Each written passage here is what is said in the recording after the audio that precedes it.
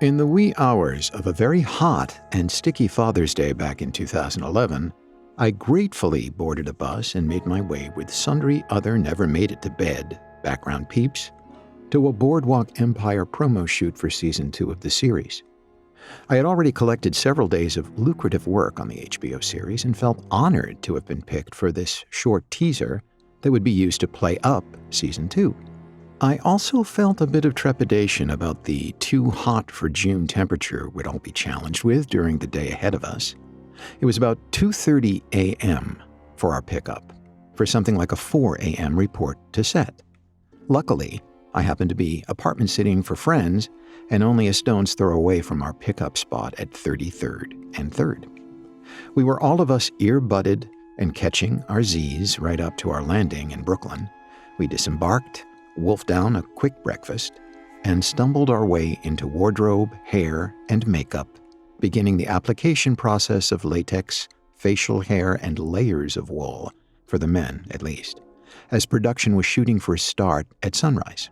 We were told that our day would consist of promenading along the replica of the Atlantic City boardwalk so meticulously designed and constructed by HBO's production department. Slowly, throughout the day, a conscious kind of fever dreaming was taking root from the soles of my too tight shoes, through my tweeds, and up to the crown beneath my slowly soaking bowler hat. We were watered periodically, but breaks were few, as we were instructed through what we felt like endless configurations of back and forthing, gradually tightening our wide circle around the always patient, friendly, and talented Steve Buscemi. The circle tightened ominously as pivotal supporting characters were pointed out here and there. It's a great trailer that I'm pretty sure you can still see.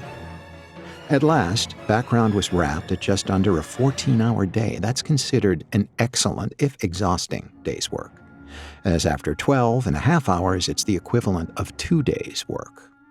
Itchy tweed and bent back toes aside, it was a day worth celebrating. I just pick up some takeout and turn on the old tube just as soon as I return to my temporary home away from home. A home, by the way, that had Alan Bates as a resident during his Tony Award stint in Fortune's Fool. Lovely brownstone.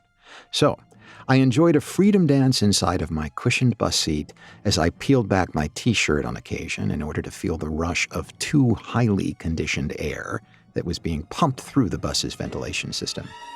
When you work a period piece, you're free from having to lug wardrobe back and forth from set to location. So I was basking in sweet delight all the way back to the city.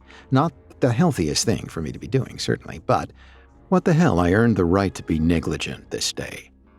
My barbecuing brain had made the sweat dripping from my forehead taste sweet, and I'd no thought of ills that might come from too much cold after so much heat.